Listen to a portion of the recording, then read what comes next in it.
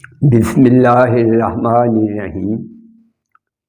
میرا نام ہے معراج الدین اور میرے چینل کا نام ہے معراج الدین آفیشیل۔ میرے دوستوں اور بزرگوں، اللہ رب العزت نے قرآن پاک کی ایک آیت ہے، وَاسْتَعِینُوا بِالصَّبْرِ وَالصَّلَاةِ، نماز کے ذریعے اور صبر کے ذریعے مجھ سے مدد حاصل کیا کرو۔ حضرت عمر رضی اللہ تعالی عنہ کا دور تھا خلافت کا، اور آپ کی حکومت 22 لاکھ مربع میل پر آپ کی حکومت تھی، اور حضرت عمر رضی اللہ تعالی عنہ کے دور خلافت کے اندر ایک دفعہ ملک میں قحط پڑ گیا۔ قحط کی وجہ سے لوگ بہت زیادہ پریشان تھے، اور حضرت عمر رضی اللہ تعالی عنہ نے اتنا بڑا دسترخوان بچھایا تھا کہ 20,000 آدمی ایک دفعہ کھانا کھا سکتے تھے، اور جتنی دفعہ بھی لوگ آتے دور دراز سے تو وہ کھانا کھلاتے تھے۔ لیکن قحط پڑنے کی وجہ سے جو جانور تھے، جو فصلیں وغیرہ تھی، وہ بالکل ناپید ہو چکی تھی، اور بڑا پریشانی کا معاملہ تھا۔ تو حضرت عمر رضی اللہ تعالی عنہ نے مصر کے گورنر کو، مصر کے اندر گورنر تھا اور اس کا نام تھا عمر بن عاص، حضرت عمر نے عمر بن عاص کو خط لکھا، ایک مراسلہ تحریر کیا کہ تیرے دوست تو مصر میں پراٹھے کھا رہے ہیں، لیکن نبی کی امت جو ہے یہ بڑی پریشان ہے مدینے میں، تو آپ ایسا کرو کہ ہمیں غلہ بھیج دو۔ تو آگے سے عمر بن عاص نے کہا، اے عمر گھبرائیے نہیں، میں اتنا زیادہ غلہ بھیجوں گا کہ اس کا اتنا بڑا قافلہ ہوگا اونٹوں کا، اس کی اتنی بڑی لائن ہوگی کہ اس کا ایک اونٹ جو ہے مصر میں ہوگا اور ایک اونٹ جو ہے ادھر مدینے میں ہوگا، اس طریقے پر میں اتنا بڑا قافلہ گلے کا بھیج رہا ہوں۔ اور انہی دنوں میں ایک دیہاتی صحابی تھا، اس نے کہیں اپنی بکری ذبح کی۔ بکری ذبح کرنے کا اس کا مطلب یہ تھا کہ کوئی اس کے اندر سے مجھے گوشت مل جائے گا، اور بچے بلبلا رہے ہیں بھوک کی وجہ سے، تو چلو میں یہ گوشت کوئی نکال لوں گا اس بکری سے، مجھے کوئی حاصل ہو جائے گا۔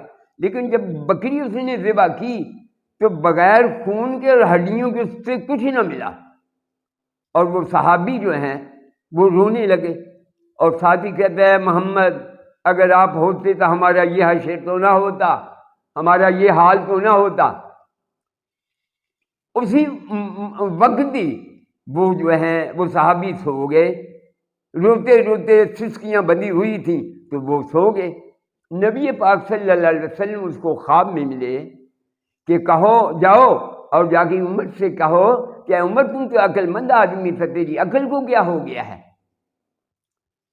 جب یہ اٹھا خواب سے تو سیدھے حضرت مدینہ گیا اور حضرت عمر کے دروازے پر گیا، اور جا کے حضرت عمر کے دروازے پر دستک دی اور ساتھ کہا کہ اے عمر، اللہ کے منادی کی فریاد سنو، ان کا پیغام سنو۔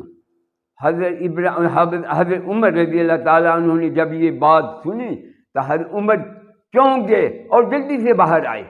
کہا ہاں بھائی بتاؤ کیا بات ہے، کیا بتایا؟ انہوں نے کہا کہ آج اللہ کے نبی مجھے سارا واقعہ بتایا، اور آج اللہ کے نبی مجھے ملے ہیں خواب میں، اور انہوں نے کہا ہے کہ اے عمر تو بڑا عقل مند تھا، تیری عقل کو کیا ہو گیا؟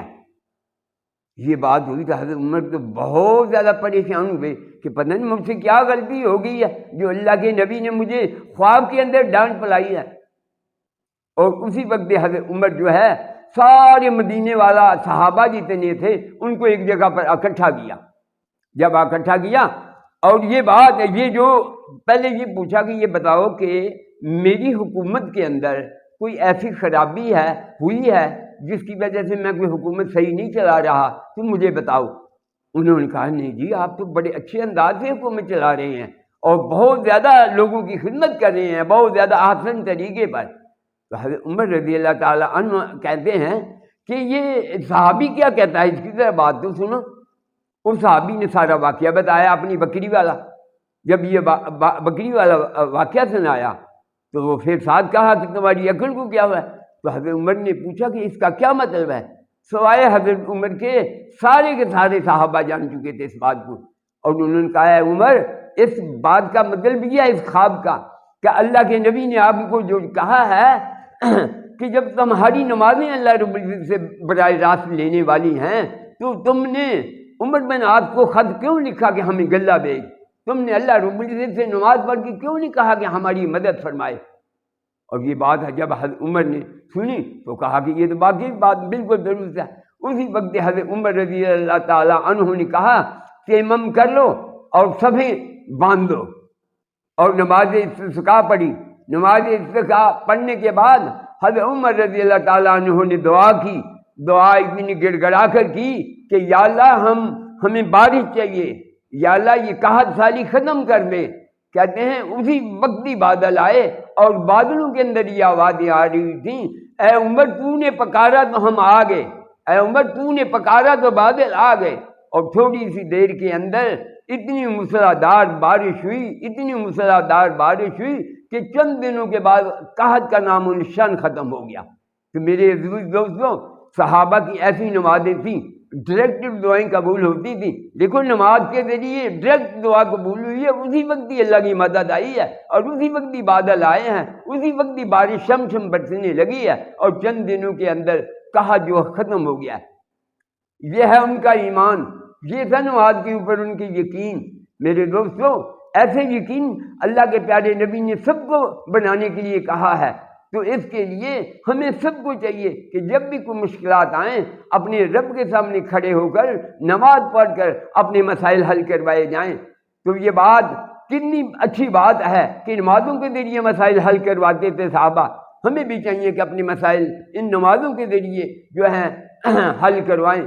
اگر یہ بات میں آپ تک پہنچا دی ہے اور یہ آپ کوشش کرو کہ اس کے اوپر خود بھی عمل کرو، اور جو میں نے یہ چند الفاظ آپ کو کہے ہیں ان کے مطابق آپ بھی چلو، اور اس کو لائک بھی کرو، اس کو کمنٹ بھی کرو، اس کو سبسکرائب بھی کرو، تو انشاءاللہ اللہ رب العزت مجھے بھی اور آپ کو بھی بہت جزائے خیرت دیں گے۔